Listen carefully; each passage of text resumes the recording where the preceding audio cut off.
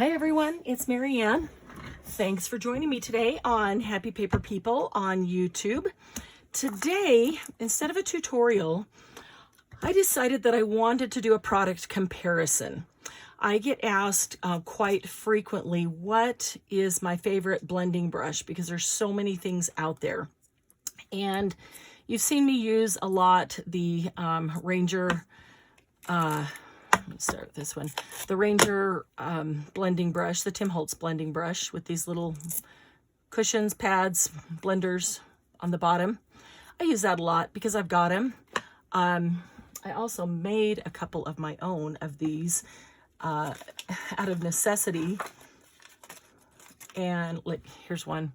This actually was the leg off of something, a small table or something. That was the little leg, and the whole thing got broke, went to scrap, whatever.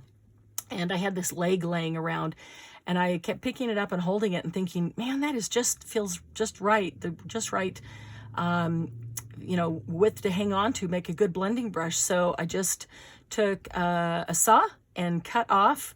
There was an uneven edge, and it was just maybe slightly too long. I just cut off that uneven edge, and now I have a blending brush. And so I put a piece of Velcro, the loop side, which I shouldn't say Velcro because Velcro is a brand. It's hook and loop, so no matter what brand you use. So I put the loop side on here. It's a peel and stick that I have a whole roll of, and just like the ones that are on the Ranger ones. And then these little cushions, blender brushes, blender, what do they call these, pads? I don't know. Little blenders.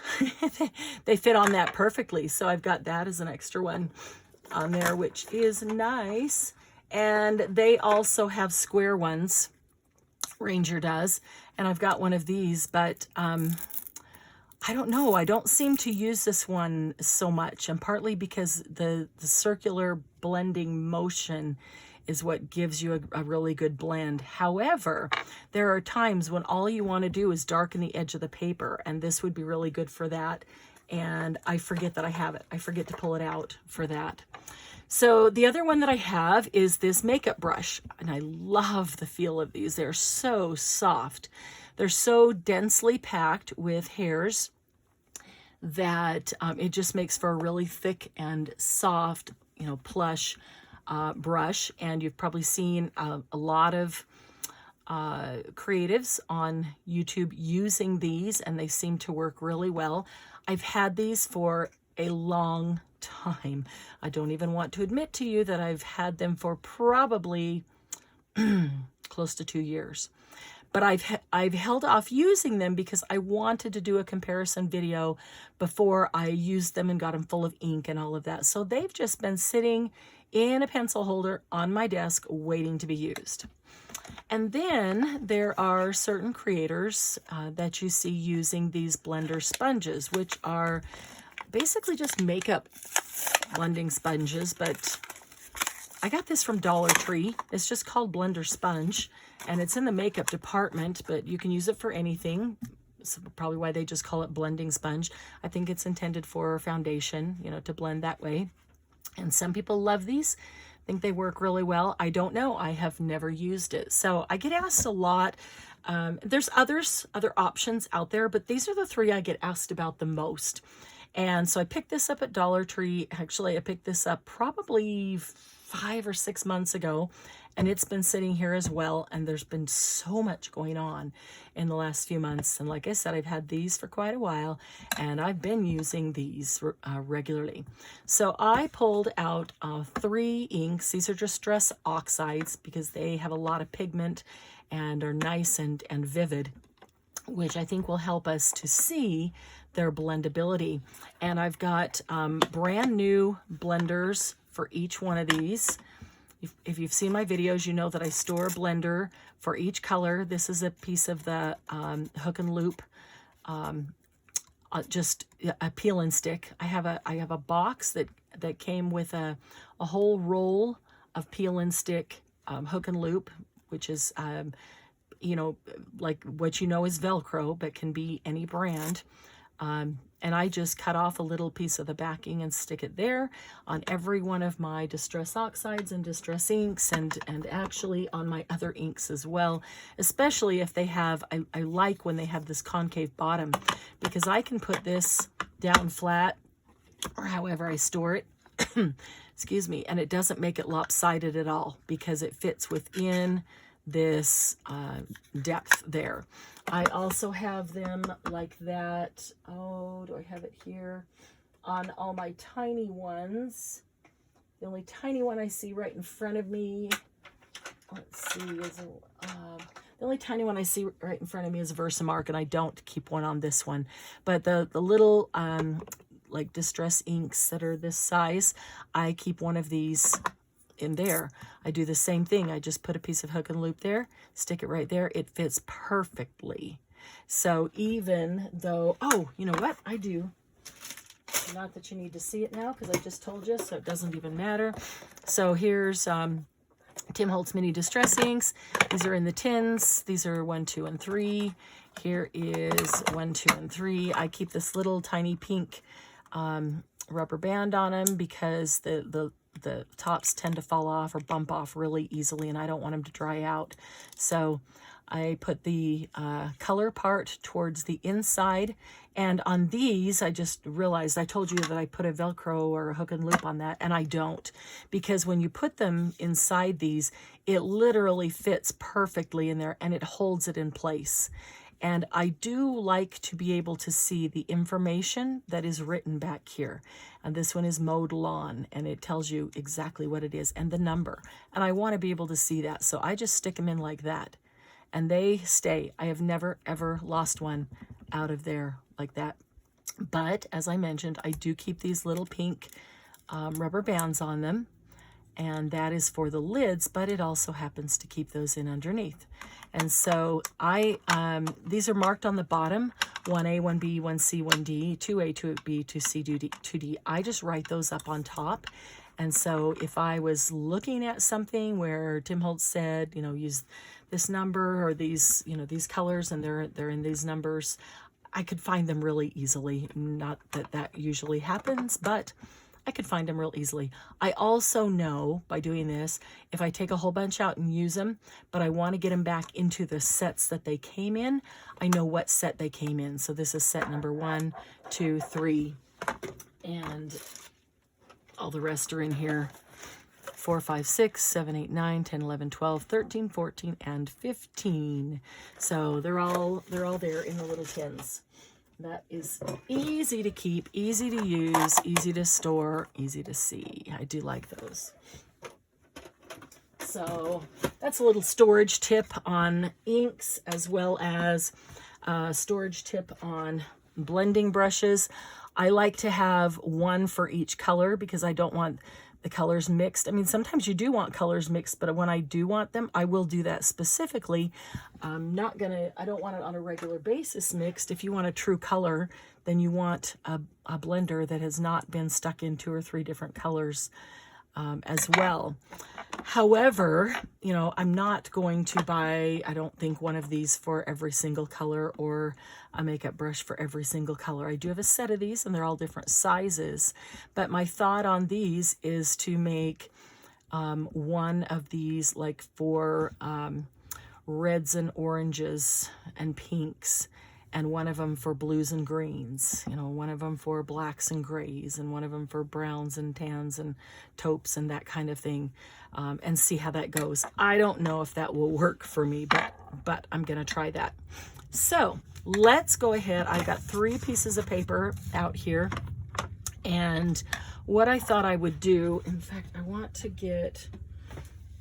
thought I would do 2 different things, on one on the front and one on the back side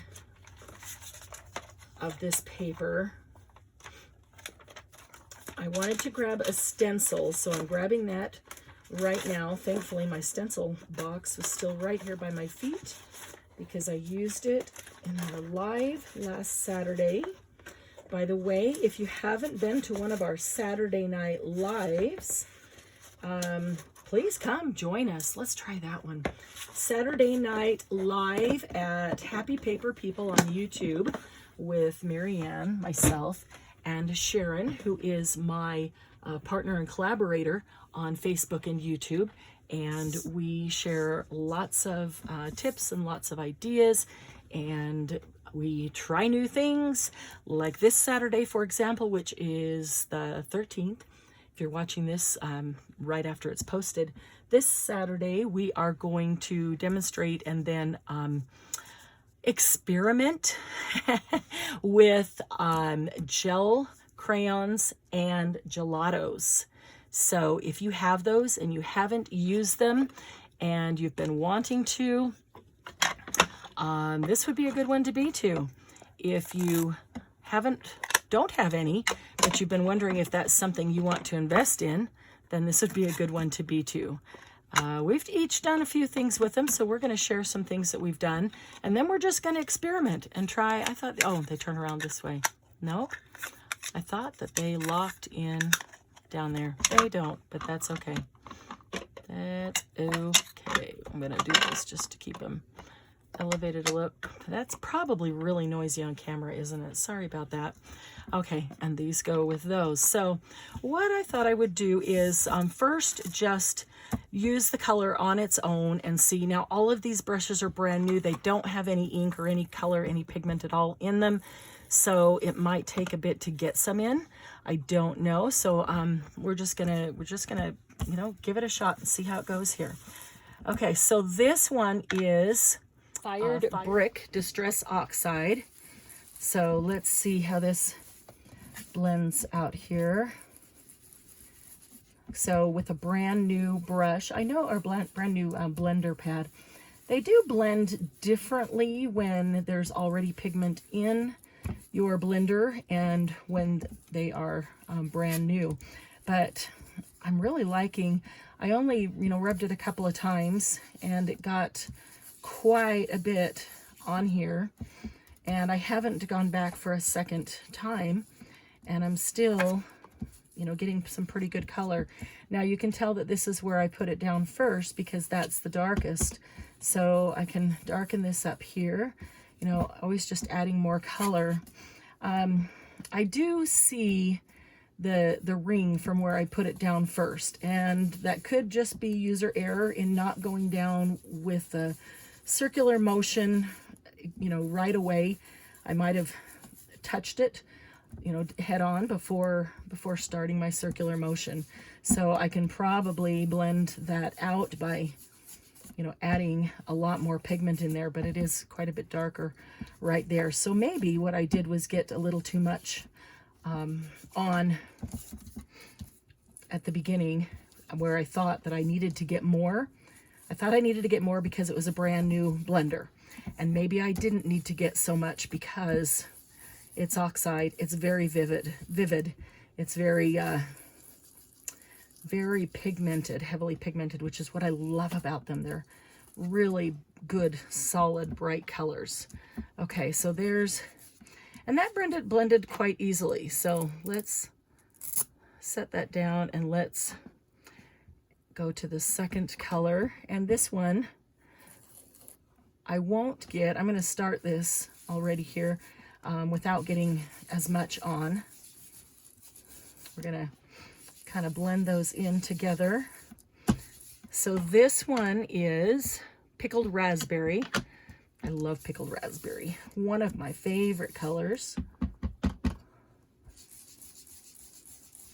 Okay, I see the circle where I put it down there too. So I'm thinking, especially when it's a brand new sponge that doesn't have a lot on it, that I really need to start it off of the paper and bring it onto the paper in the circular blending motion. Starting it on the paper, no matter where I touch it, it's going to leave that circular mark to begin with, it appears.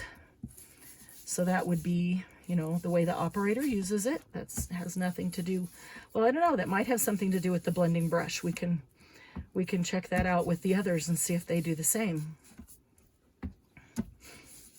Okay, let's get some good rich color in here.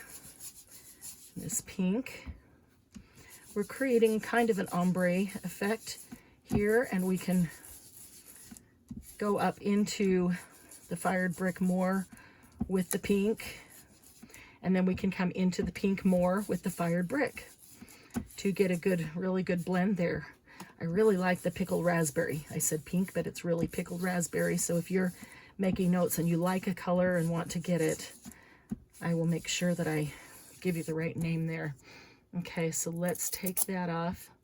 Now I will say it's taking quite a bit of strength to get this down on here. This is a brand new one, never even used it. So let's start off of this time off of the paper and bring it onto it in that circular motion and see if that helps to not get that. So we can always go pick this up off of the glass. And you may or maybe you already know, but if you have this oxide over here on the glass, you can take a water brush such as this. See, this is a little brush that has water in the handle. You can take a water brush and pick up this oxide here and watercolor with it, which is really awesome. Or you could take a regular brush and just dip it into water and do watercolor with that. Oxides are wonderful for that.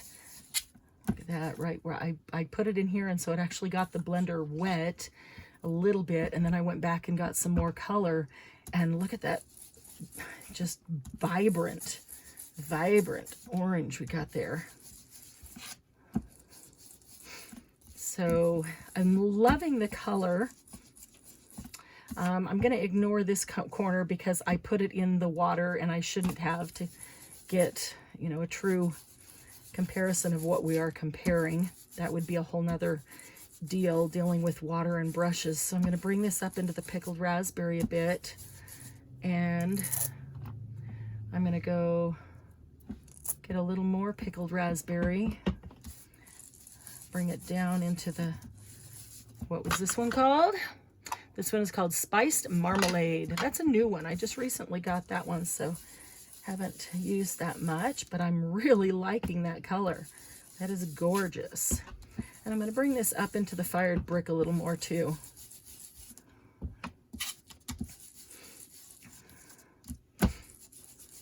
Okay, this to me looks like an amazing sunset. I love that. I love sunset. And you could say, I want a thicker, you know, area of one color or the other. I want a thicker area where they blend or overlap and bring more of that pickled raspberry down, or the fired brick, or the pickled raspberry up into the fired brick. You know, you can change these colors all together by just adding more of one or the other. Completely up to you. But love these three colors together. That is really pretty. That is a really awesome sunset. Yeah. Okay, so there is one, and that is the Tim Holtz blender brushes. So I'm going to leave those out there, and I'm going to put that off to the side as that's number one. We're going to use the stencil in a minute on the back side, but before we do that, let's try out this makeup brush. I have no idea. See, a little fuzzy on that. No idea how this is going to work. I've seen people use them, and I've heard people say that they really love them. But again, I've never tried it, so oh goodness. Oh my. All right. Ooh, okay, I will say that from the moment I put it down and started blending, the feel, the soft, silky movement, you know, the feel that I have there, I feel like I have to get more ink into corners and fill in. I mean, as it glided over, it kind of gives it a coverage with lots of white showing through, but I can see that I can easily cover that, you know, and make it a solid color pigment like this. But I will say that the way that it glided over the paper like butter felt awesome. I loved that. Ooh, it's still taking quite a bit of effort, you know, pushing and circling. But man, I like the feel of that. It glides super easy. It's taking quite a bit of effort, but I don't know that it's as much effort as with the Ranger blender that I was using. Okay, so let's get our pickled raspberry in the middle here.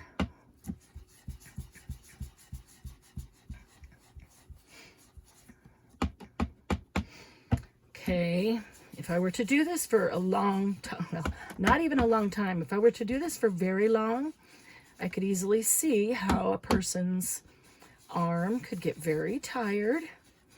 And maybe you don't have to push so hard. I feel like I have to push hard to get all the ink out and not have to just keep re-inking it over and over, but pushing to get it in. And maybe I don't.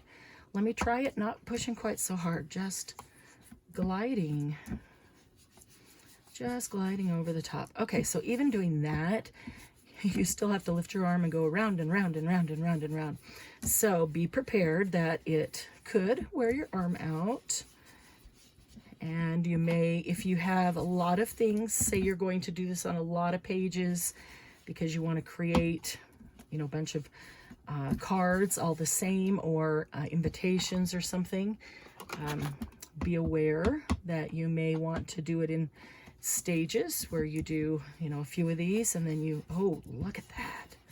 Look at that rich pigment that came in there. And then you do, you know, do a few more and rest and do a few more so that you don't completely wear your arm, your shoulder out. Oh, I'm telling you guys, I'm loving this brush. I can't believe that it's been sitting on my desk for so long waiting for me to try it. I can't believe I let it go for so long without trying it. But I didn't want to get them all full of ink before doing this comparison. Oh man, and I'm glad that I didn't. I mean, I'm glad that I'm doing this for the first time on film so that you can see the difference. Look at that. Let's bring it up into the pickled raspberry just a bit.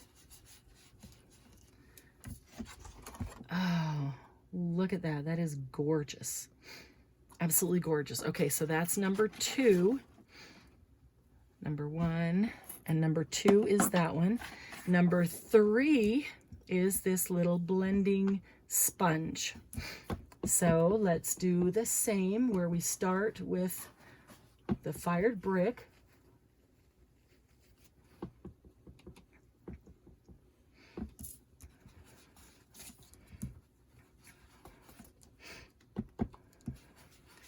Okay. I will say that it's a lot flimsier. It feels more flimsy. So as I'm doing this, when I held the other two, because they're solid, they don't move. And this one can move like this because it is, the whole thing is just a sponge. And I find that awkward because if I'm making small circles, it can almost just stay the same place instead of moving around, because as I move in a small circle, it's just moving. You can see right there. So, whoops, went straight down. Got myself a nice big circle there. Let's see if we can blend it out. Now I'm starting to see more of the other colors mixed in it. Although this is the first color we've put on this one, so why would it have the other colors mixed in it unless they came from down here on the glass? But did I swipe this one on the glass? I didn't think I did. It's possible. It is possible, but I didn't think I did. Okay, so let's see if we can get some good solid fired brick color in here. It blends well. I will say that. It blends well. Look at that. Whoops. Yeah, that's blended quite well. Quite well there. Okay, and then let's go to the pickled raspberry. The hardest thing is hanging on to it, because my fingers are squeezing together literally till I can feel each other. Because if I don't hold on to it, well, let me try holding on to it, not that hard. It moves around in my hand, which feels awkward. It feels like I should be hanging on to it, but maybe I don't need to hold on to it that hard. We'll try that without holding on to it quite as hard. I feel like it's taking me a lot longer, a lot more effort to get the rich color down here.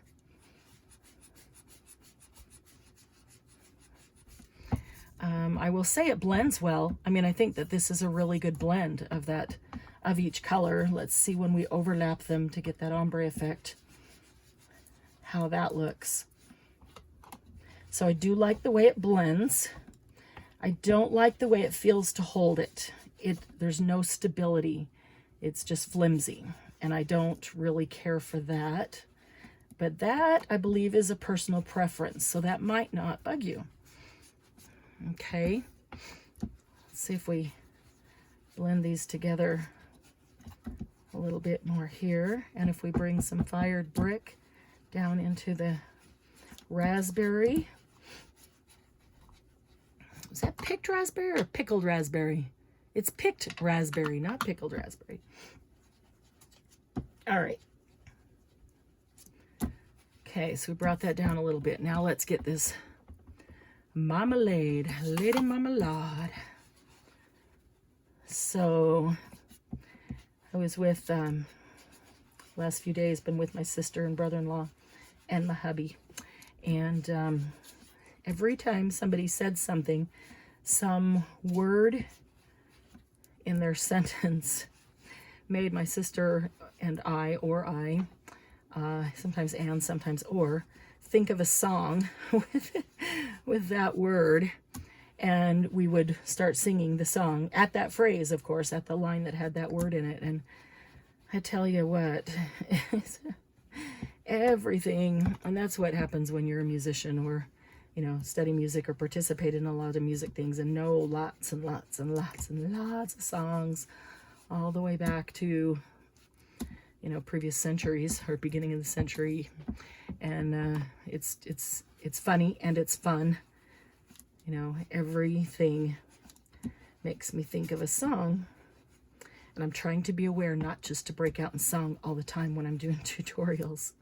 Because we said, you know, move to the marmalade. And of course it made me think of Lady Marmalade. And wow, what a fabulous song that is, right? Okay, so blending the picked raspberry into the marmalade.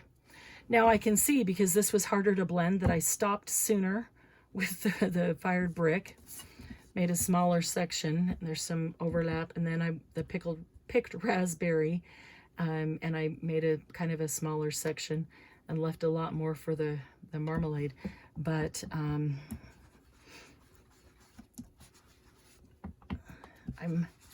really curious as to what you guys think on two fronts. One, just looking at it as we do these, and when I finish these and hold them up and you can see, what is your opinion from a, you know, from an artistic perspective of which would you want to use, which looks better to you, what do you like the look of, and have you tried them yourself? See, this fired brick is starting to look like the picked raspberry mix, not like fired brick. Have you used any or all three of these yourself? And please tell me what you like or don't like about each one, and is there a tool that you like better? Okay, so I'm gonna say that this does give a really nice blend, that it is well blended, but I felt like this was a lot more work. So here are our three. Now, after doing that, it makes me wonder how it might have been different had I used one blender sponge on this one for all three colors. and not use 3 separate sponges. Whoop. Just like I did on the others. That might have made a difference in the blending, because we did the fired brick, and then when it come down here to do the picked raspberry, getting a clean sponge meant we got a true color here, and then we blended them together here. And then the same thing with the marmalade, a true color, and then we blended it together. But here, for example, when we used this one for the fired brick, the same one for the picked raspberry, it had some fired brick in it, so that's not a true raspberry color. And then the marmalade had some of both in it, so it's not the true marmalade color. So if you want true colors, I think you're going to need to have a different one, whichever your tool is, a different one for each ink. But as far as ease of use, this was super simple and easy to use. And the brush, that was this one, right? This was our third, or that was our third. Oh no, I confused myself. I think this was the second one. Yeah, this was super smooth and silky moving around. And this sponge blended really well, except I find it very difficult to hold because it's so flimsy. That may be just me. It might not give you that same feeling at all. So I'm going to turn them over, and we're going to try one more experiment, and that is to put a stencil on. And I think I'm going to take this blender brush, or blender here, that I had used the picked raspberry and blended it in with something else. I can't remember what, but I think it was some sort of blue, so it ended up getting some blue on that, and I knew it wasn't going to give us a true color.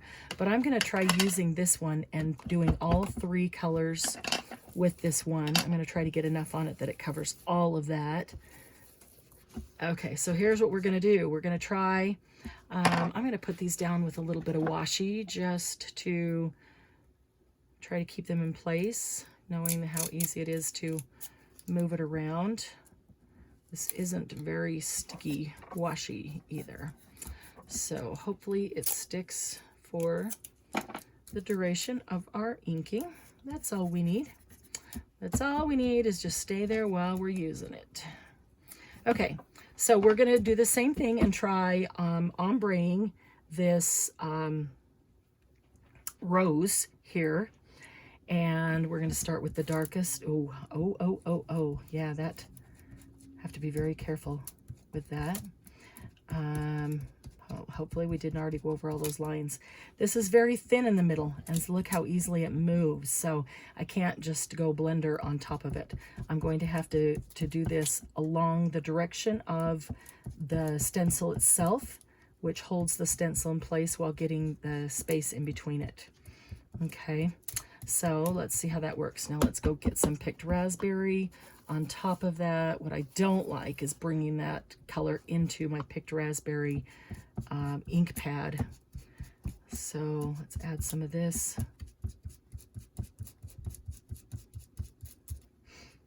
Okay, what I'm seeing here is a really nice blend, especially using the same blender tool.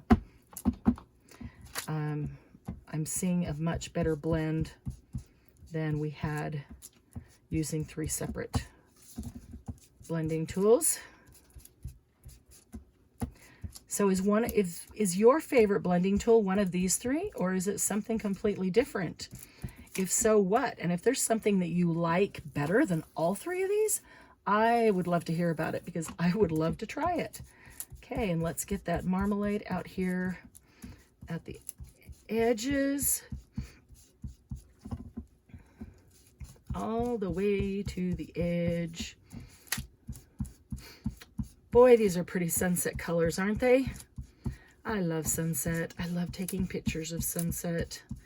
Maybe because I don't feel very competent with painting sunsets. I love taking pictures and getting the real thing. Okay, I'm bringing some of that marmalade in on top of the raspberry to try to help us get a better blend, and even to the center a little bit. Okay, and maybe we'll do a little bit, of that. That's a very thin stencil in the middle. I really like the rose, but it is very thin. Getting a little bit of that raspberry out into the outer petal with the marmalade in it. Okay, let's pick that up and see what we've got. All right, look at that. Okay, so this here that went into the white spaces, that is obviously from when I first put it down and tried to just blend it. And you can't do that because it's a very thin stencil. All right, so that's number one. We'll set that one aside. And let's go to number two.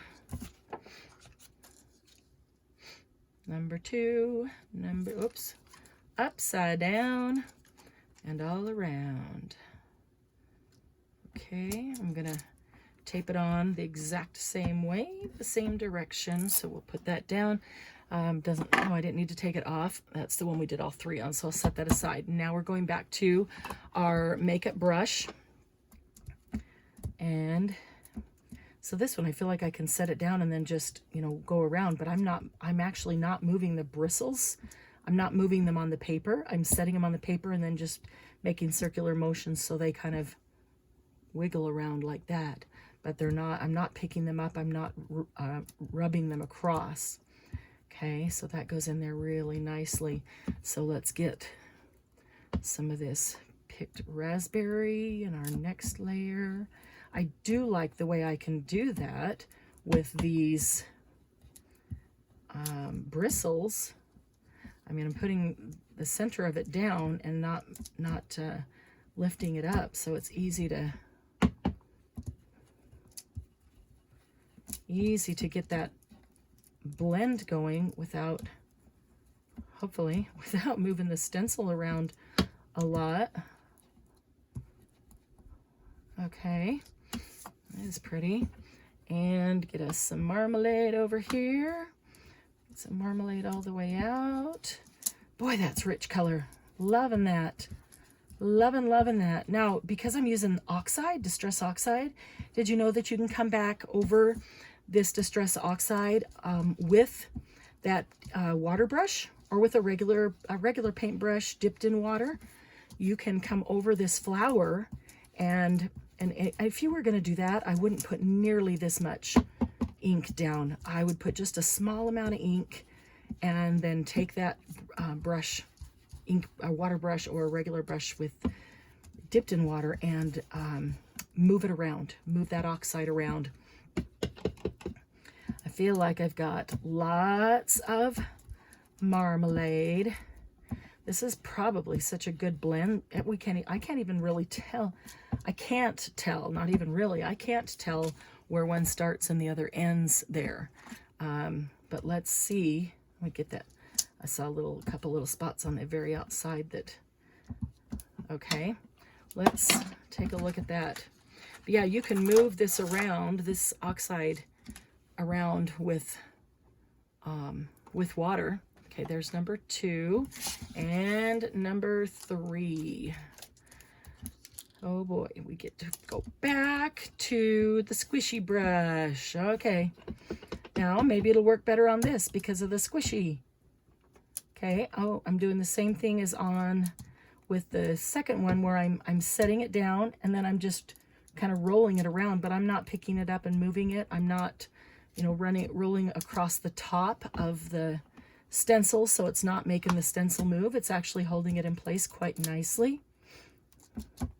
Okay, so using a stencil, I will say that this one is a lot easier to use than it was when I just was laying down ink on the paper to use as a card backdrop, or anything like that, which is what I would do with these, or even die cut things out of that. That was much more difficult to do with this brush. This with the stencil is much easier to do because I can just set it down and basically, roll it around a little bit on that spot, and we're getting really good rich color. Yeah, the pigment's coming out really nicely on this. Boy, I love that oxide. If you haven't tried any oxides, you should get one. and try. You don't need a whole bunch of them. You actually need a few to do a ton of things. Okay, so check that out. Probably could have used maybe a little more of the fired red. You know, I picked that up before I went back and checked. I'm going to set it down again.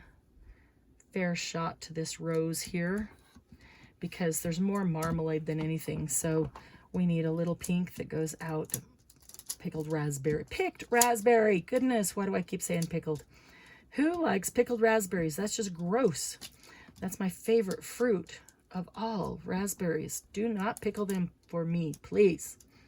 Okay, so we get that picked raspberry out there a little farther, and then even put a little more of that fired brick right in the center to make that just a little deeper, richer. And look at that, it moved around and we got it in there.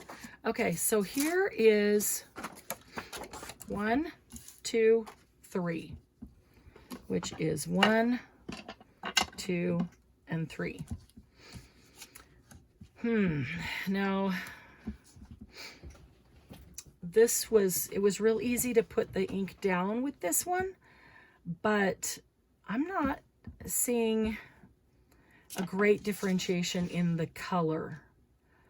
I do see the gradation. I do see the ombre effect, and so that's pretty. I could probably, knowing that, just get a little more of the darker in the center or something else that was even a little bit darker. Okay, this one, we've got a nice dark center. You can see where it starts to blend coming out, and then where that blends coming out to the lighter marmalade color. We can disregard these, that should be white lines there. And this is the first one. But you know what? Okay, so when I set this down, on it, and then I just rolled it around like this without lifting it up and moving it. And so I didn't move the stencil around at all. So what that tells me is that doing that, it even went underneath the stencil and did that, because the first one is the one that I immediately started blending and realized I couldn't because the stencil moved all over the place. And so we got some, into the white on that one, but I knew why. This one, I didn't even do that kind of blending, and it still blended into the white. This one has less visible lines between colors, graduating between colors. This one, I can see some line, like right there. It's possible I could blend that out, but by blending that out, I might be making that outside piece even darker, so then I'm not getting that marmalade color. I'm having to make the whole thing the blended color instead of getting that lighter marmalade color on the outside. This one, we got the best true color of marmalade on the outside. So that's really interesting to me, because as far as doing the rose, I will say that I would work with any of the three. They were all super easy to work with the stencil side, this one included. But for this side, just laying down ink, I did not care for this one. It's too flimsy. There's no structure. There's nothing for me to hang on to. And I just didn't like the way it felt or the way it moved. That was difficult. But I will say it got a good blend. The second one, the brush, this one, from the second I put it down, felt so smooth and silky on the paper. It was so easy to use. And when I put the blends up against this one, I feel like it's even a better blend. There's less delineation of color. I can distinctly see three colors, but I can't tell where they start and stop. But this one seemed the easiest to move, the easiest to glide around, and just soft and silky. Felt good. I really like that one. Okay, this one, I feel like it didn't get a fair shot on that starting out because I went straight down. And I did use 3 different blenders for the 3 different colors. Now, that being said, There's a really good blend in here. There's the raspberry, there's the marmalade. Here's a blended section. That's a really good blend in there, which is equivalent to this one. And this one is more, if you look at it, it's more like cloud-like blend, more muted. And this one has a little bit more texture to the blend. Okay, I have a truer color of all of these over here, but that's because I used 3 different blenders, not because that's just what it does.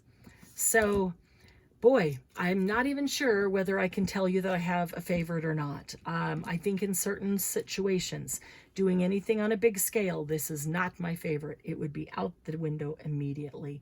Hard to use. Either of these two is going to fast become my favorite for that. They were all super easy to use for the stencil, but I think, honestly, I have to say for the stencil that I really like the effect of the Ranger blender brush the best, honestly. Yeah, I will say that. On the stencil, I like the Ranger brush blend the best. I can see the three colors. I cannot tell where they start or stop. They blend really nicely into each other. This does not go under the stencil if I'm keeping it, you know, not just making the stencil move, but being aware that the stencil is flimsy. This gave a nice crisp line, did not invade as much as these did onto the other sections. So I'd have to say for the stencil, this is probably my favorite, but either of those. So again, thank you for joining me today, and I invite you to join us on Facebook in the Happy Paper People group. And I would love to hear a comment on which of these, if you have a favorite on one of these that I did, and why. I'd like to know that. If you've tried any or all of these, I'd love to know what your favorite is. And again, if you have tried something other than one of these 3 blending tools, please tell me what tool it is that you've used and what you like or don't like about it. And if there are a couple more that come out, I will do a comparison on those as well in the future. So I'll be back soon with another tutorial. Until then, be curious and try something new.